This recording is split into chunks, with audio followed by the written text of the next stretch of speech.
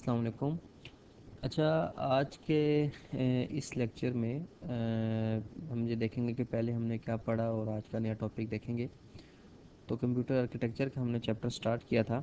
इसमें हमने von Neumann design देखा, ठीक है, कि मेन मेमोरी के अंदर ही प्रोग्राम भी स्टोर होगा और डाटा भी स्टोर होगा। ये मेन बात थी और ये सिंपल डिज़ाइन है। फिर हमने देखा जी कंप्यूटर आर्किटेक्चर किसे कहते हैं, ठीक है। उसमें हमने डिफरेंट कंपोनेंट्स देखे थे, कंट्रोल यूनिट, ALU, ठीक है।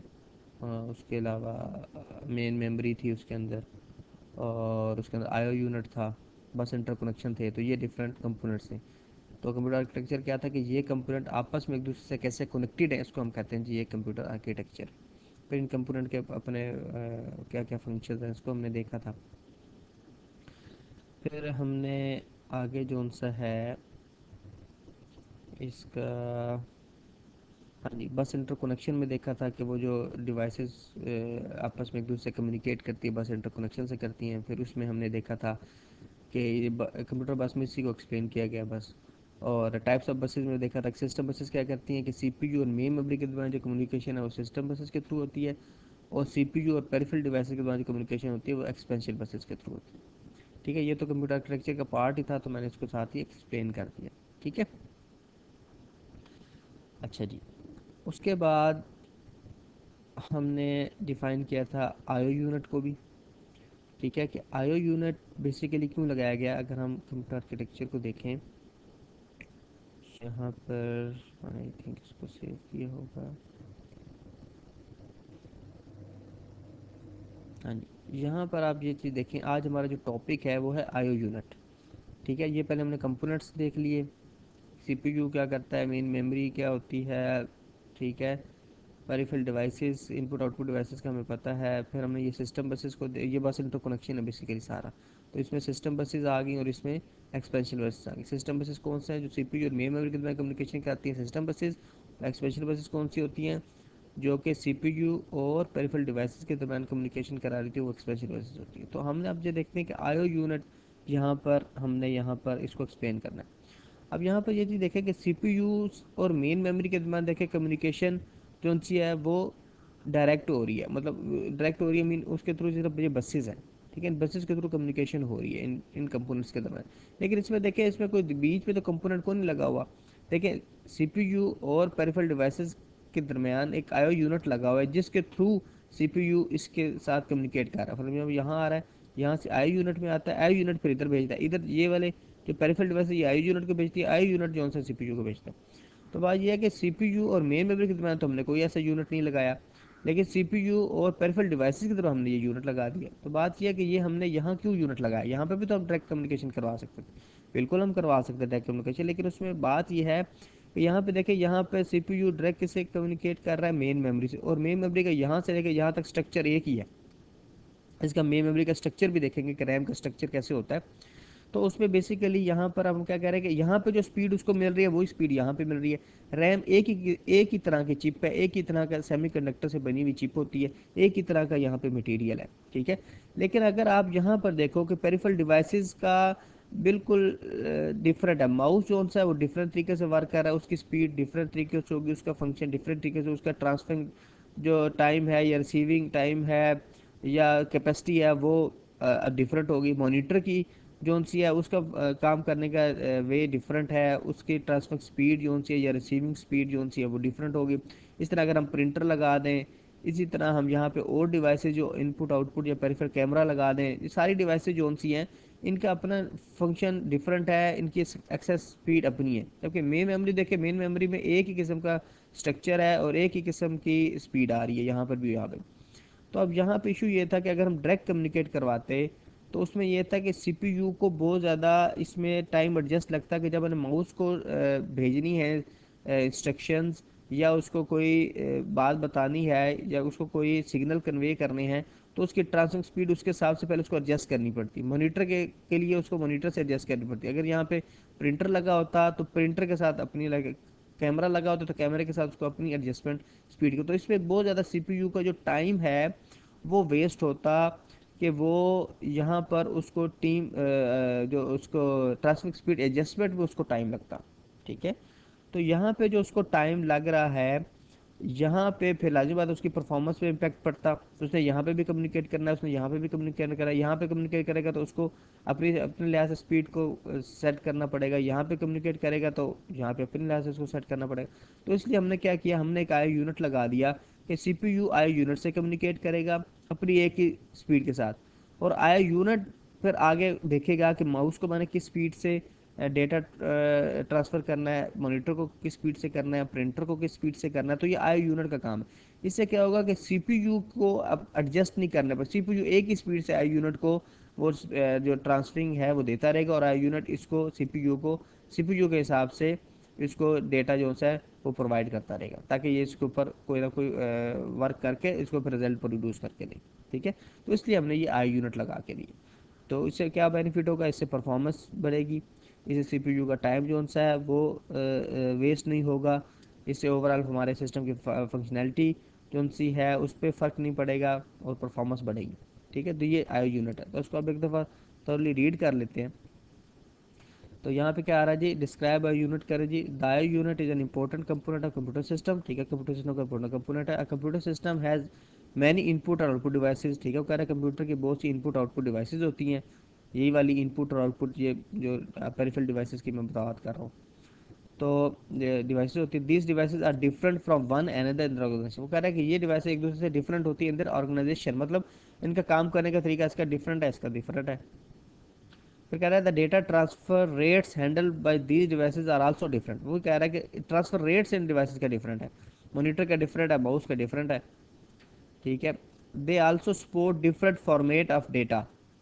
ठीक है, अब वो कह रहा है कि ये जो फॉर्मेट्स ऑफ डेटा है ना वो भी डिफरेंट है, मतलब ये और फॉर्मेट से कम्युनिकेट करता है, ये और फॉर्मेट से कम्युनिकेट करने का डिफरेंट, मतलब वे ही डिफरेंट है कम्युनिकेट करने का। तो कह रहा है कि it is not possible to connect all the devices directly to the system bus due to these difference. कह रहे हैं इन डिफरेंसेस की वजह से हम इन डिवाइसेस को डायरेक्टली इस सिस्टम बसेस के साथ, ये control bus, data bus, address bus का डायरेक्टली कनेक्ट नहीं कर सकते।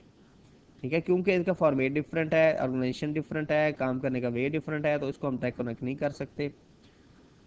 ठीक है, तो हमने क्या किया, it is different, it is difficult for CPU control these devices directly as can waste a lot of CPU time. अब यहाँ पे वो कह रहा है कि हम एक तो कनेक्ट नहीं कर सकते, अगर कनेक्ट कर भी दें तो CPU का टाइम बहुत ज़्यादा वेस्ट होगा इनकी स्पीड एडजस्ट करने में और ट्रांसफर रेट को देखने में, इससे बहुत ज़्यादा CPU का टाइम वेस्ट होगा। ठीक है, तो suppose a CPU wait for the completion of IO operation, it can not perform any other task during this time, it effects overall performance. अब वो यहाँ पे एक और बात कर रहा है, वो कह रहा है कि IO डिवाइस थी, फॉर एग्जाम्पल एक इनपुट आउटपुट डिवाइस थी। ठीक है, उसने कोई ऑपरेशन परफॉर्म करने के लिए रिक्वेस्ट की CPU को, CPU ने उसको कहा कि ठीक है तुम ये काम करो। अब उसने स्टार्ट किया काम, लेकिन CPU अब उसका अगले इंस्ट्रक्शन तक का वेट करेगा कि आगे कोई वो इंस्ट्रक्शन देता है या नहीं, क्योंकि यहाँ पे CPU को वेट करना पड़ेगा उसकी इनपुट का, कि वो इनपुट देगा तो आगे प्रोग्राम चलेगा, जब तक वो इनपुट नहीं देगा प्रोग्राम वहीं पे स्टक है। तो CPU और कोई और काम नहीं कर सकता। अगर CPU डायरेक्टली CPU इन पेरिफेरल डिवाइसेस से या इनपुट आउटपुट डिवाइसेस से कम्युनिकेट कर रहा हो तो, ठीक है, तो फिर इसको CPU को वेट करना पड़ेगा, जब तक ये ऑपरेशन कंप्लीट नहीं होता ये आगे कोई काम नहीं कर सकता CPU। ये प्रॉब्लम था। तो वो कह रहे हैं सिर्फ वेट करना पड़ेगा, it can not perform any other task. ठीक है, इस टाइम में it effect overall performance, performance को इफेक्ट करेगा कि नहीं करेगा, लाजिम बात है जब ये इसका वेट ही करता रहेगा जब तक ये आगे इनपुट नहीं करेगा, तो ये CPU तो और कोई काम कर नहीं सकता, तो लाजिम बात है परफॉर्मेंस जो है वो डाउन हो जाएगी। तो ये कह रहा है special hardware between I unit is use to avoid. कह रहा है कि हमने एक स्पेशल हार्डवेयर लिया आई यूनिट और वो CPU और पेरिफेरल डिवाइसेस के दरम्यान में लगा दिया, और ये अब इस तमाम चीज़ों को हैंडल करता है।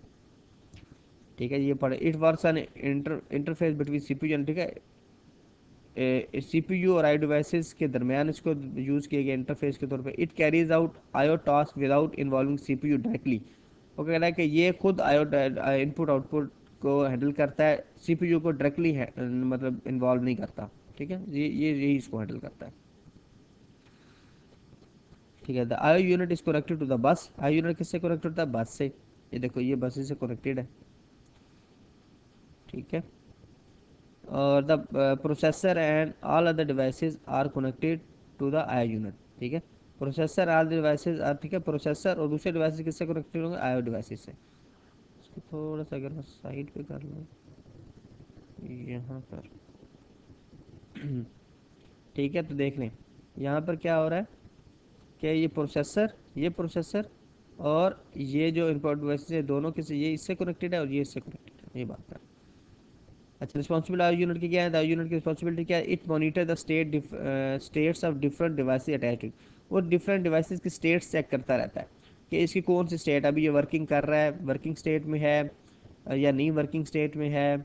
इस किस्म की वर्किंग स्टेट्स को ये आईओ यूनिट मॉनिटर करता रहता है कि कितनी ट्रांसफर स्पीड हो रही है, ये कोई डिवाइस जो सी है इनपुट कर रही है या आउटपुट कर रही है, क्या कर रही है, तमाम आईओ यूनिट साथ साथ, क्योंकि इसलिए इसको हैंडल करना होता है, ये सारी स्टेट्स को मॉनिटर करता रहता है स्टेट्स को। It manage the speed difference between the processor device. ठीक है, प्रोसेसर और आईओ डिवाइसेस के दरमियान जो स्पीड का डिफरेंस है उसको कौन मैनेज करता है? उसको भी ये आईओ डिवाइस मैनेज करती है, और उसके मुताबिक जिस जो सा यूनिट है उसको जिस स्पीड से उसको वो चाहिए होता है स्पीड का डेटा, उसके हिसाब से इसको मैनेज करती है। ठीक है, तो ये था जी हमारा आज आईओ यूनिट का टॉपिक था। ठीक है, बहुत इंपॉर्टेंट टॉपिक है। ठीक है जी। अच्छा जी, आगे इसको हम बाद में आगे डिस्कस करेंगे। ठीक है, अभी हम यहाँ तक हमने पढ़ लिया। अब हम थोड़ा सा ना ये देखते हैं कि यहाँ पर हमने थोड़ा सा मेन मेमोरी के टॉपिक को यहाँ पे डिस्कस करते हैं। ठीक है, ये कुछ टॉपिक्स रह गए थे क्योंकि ये टॉपिक जो उनसे तरतीब से चल रहे थे, इसलिए मैंने वहाँ से आपको बताया नहीं, क्योंकि हम कंपोनेंट्स को पढ़ रहे थे, फिर हमने कंपोनेंट को पढ़ लिया, फिर हमने इसके आर्किटेक्चर को पढ़ लिया कैसे ये एक दूसरे से कनेक्टेड है, फिर आई यूनिट को पढ़ लिया। अब तकरीबन हमने इस स्ट्रक्चर को तकरीबन पढ़ लिया। ठीक है, अब हम देखते हैं कि ये जो रैम है, इस रैम के बारे में पढ़ते हैं कि ये रैम जो उनसे इसका स्ट्रक्चर कैसे होता है, ये कैसे काम करती है। तो ये आपका जो सा है यहाँ पर अगर आप आओ, ये रैम के बारे में what is main memory, describe structure, how data stored in main memory. ठीक है, तो कह रहा है कि मेन मेमोरी क्या होता है, स्ट्रक्चर क्या होता है, और ये सारा कुछ ना इस मेन मेमोरी की बात कर रहा हूँ।